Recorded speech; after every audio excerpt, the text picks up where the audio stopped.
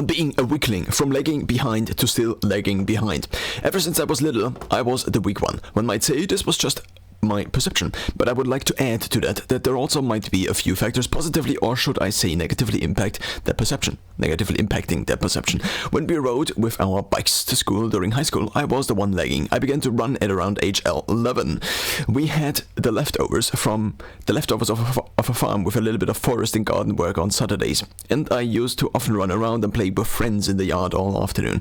But all that wasn't enough to not at least consider myself weak. Now there also at this point already might be something worth mentioning, that up to that point where an algorithm in this regard, a recurring thought pattern, introduces change into an otherwise static system. Oh, I don't have to do anything, I'm the fittest anyway. The resulting behavior change might overall be seen as positive. A negative thought pattern that can induce the desired change that leads to the optimization of the area at hand might therefore be seen as a feature, not a bug. In other simpler words, the harder your inner critic, the harder it makes you work, thus providing an advantage compared to whoever one then wants to compare oneself with.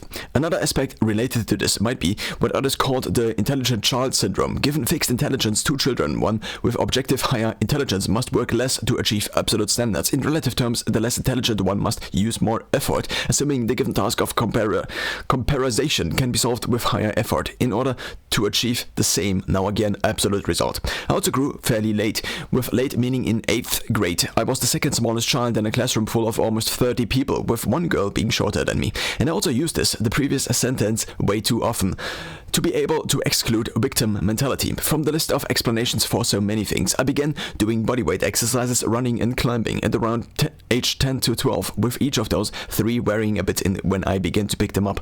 I also would occasionally swim, but most of it was not enough to be exceptional in physical education in school. It is harder to run fast the shorter you are, but the shorter you are, the more you are exposed to additional stress due to having to run fast. I am 27 now, which means an approximated 2,296 resistance training sessions lasting at least 20 minutes on average, probably 30 minutes or more. Probably also a couple of thousand runs, though I haven't approximated the number of all these. What if I have is my Samsung Health totals. I began tracking my runs with a Polar Watch at around 13-14, tracking steps with a Galaxy Fit, then workouts and runs, switched to a Galaxy Watch 2, then 4, and a year ago I would get the Garmin Fenix 6, the more professional option to track workouts. And my Strava totals, where most of the Samsung activities are entered. Don't enter past first with pen and paper. Didn't enter past first with pen and paper, then Excel. Tracked workouts and runs into the digital apps databases yet, but since getting the Galaxy Watch Active 2 in mid-2020, I tried to also track every single bike ride.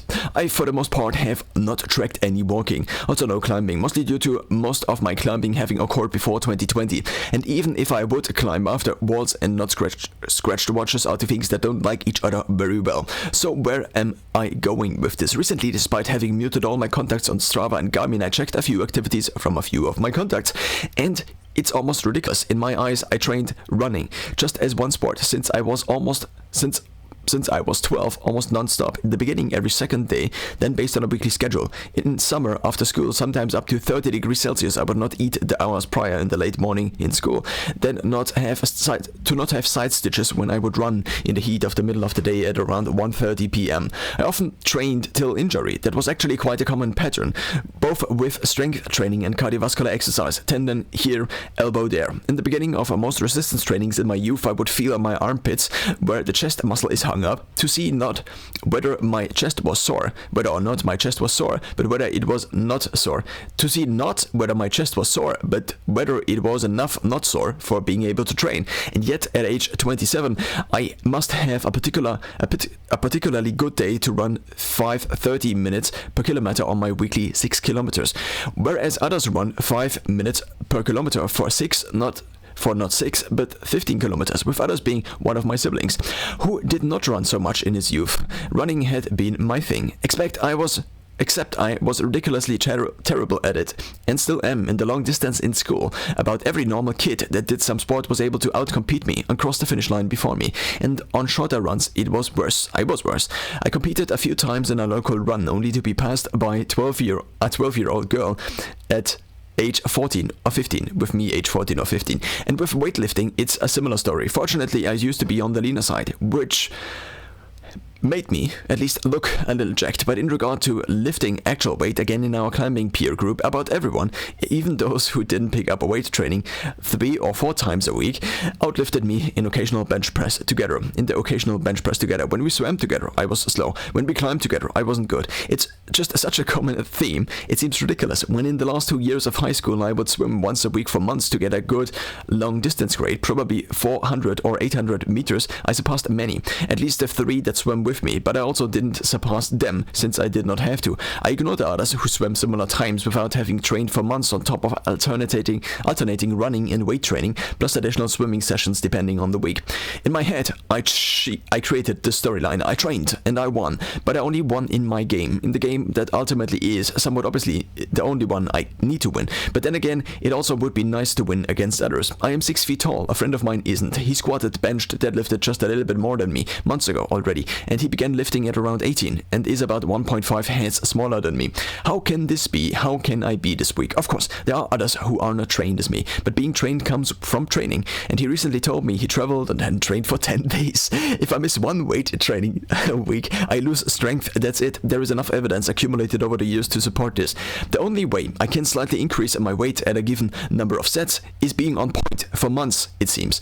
And then, even though in my mind, having gone above and beyond, often having tasted a metal in the recently introduced VO2 Max sessions, having frozen through hundreds of morning workouts in tank tops and shorts, while raining, while snowing, while winter, my blood pressure goes up, same with my resting heart rate.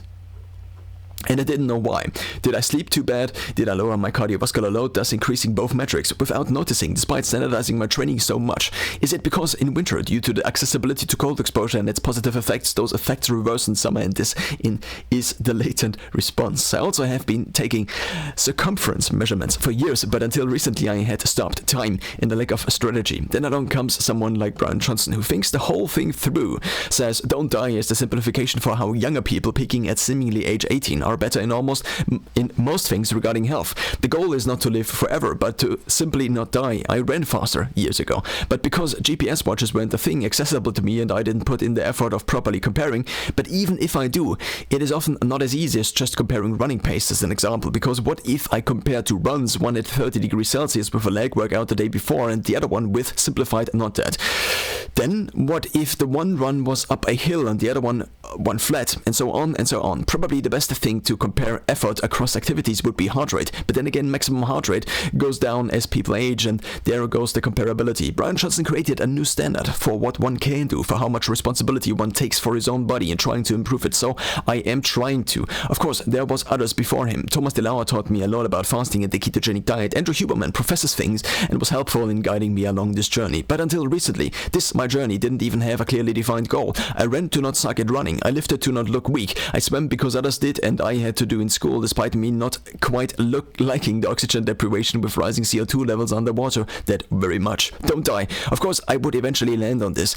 I watched hundreds of videos of Brian Johnson in the last months, sometimes getting enough of the same simple messages Brian put together, only to come back 2 weeks later realizing just how much ahead of me Brian is. He didn't train for years before that, it seems, yet a man's almost 20 years older. A man's almost 20 years older than me. VO2 Max is better than mine. He leg presses more than me. His sleep score is on average about 30 to 40 of 100 points higher. Mine often, both according to Garmin and Samsung Health, is about 50.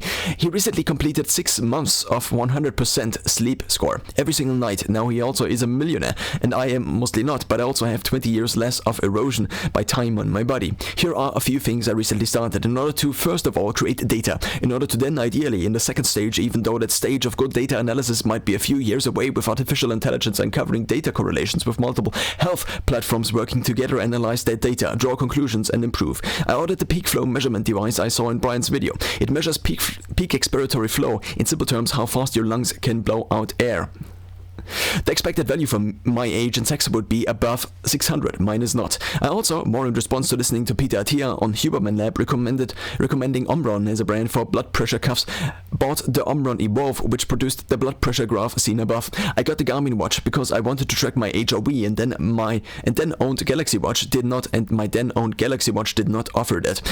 I again began tracking every single set and repetition of resistance training, at least ideally, playing around with multiple apps, opening up my years-old Excel tracking, only to realize a solution like this one, where I can change definitions of exercises, where I can't access exercise libraries, where I have to create all the interpretation, is probably not the long-term solution I am searching for. Currently, I track all of my workouts, also the strength training on Garmin. In terms of strength training, Garmin still lacks many exercises and has quite a few bugs, but it seems to be the best way to track training without bringing the one thing one shouldn't bring to training of any kind, the phone, at least simplified in my mind. I began wearing a red light cap in order to prevent male pattern baldness, but this probably won't increase my physical or linked mental performance. I began taking creatine, which still seems like the wonder drug I was hoping for, shaving off about 30 seconds per minute of my weekly running pace, boosting for years, plateauing strength to PR after PR, beginning with taking it in winter this year, only for me to discover that my liver enzymes were ridiculously high,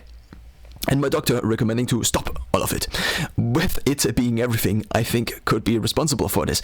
I spent probably in between 25 to a few hundred hours over the last years trying to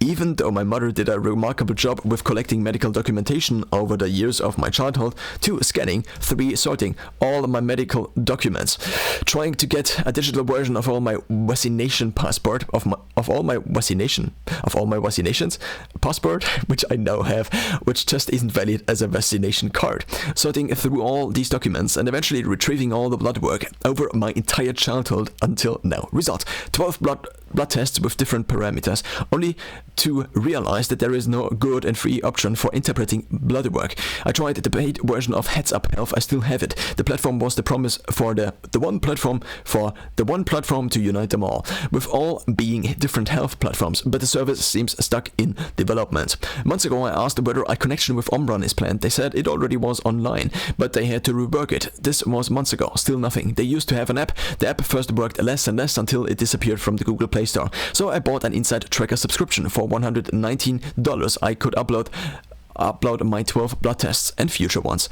But I also discovered that other people were working too on the frame of biological age as a comparison metric. Conveniently, a service linked with my gym. So I now, just by choosing this gym, have a biological age calculator on my phone where I can manually input VO2 max from Garmin, resting heart rate also from Garmin, weight, body fat from my bioimpedance scale. Maximum strength tests with automatically adjusting machines at my gym, manually tracked exercises to further strength age precision, and circumference manually measured once weekly on Saturday mornings. And even blood pressure. Samsung Health is also able to connect to Omron and import the values, apart from measuring it within the platform on the Galaxy Watch 4, but you need to calibrate the watch every few weeks to months, making it for now the app where it all comes together.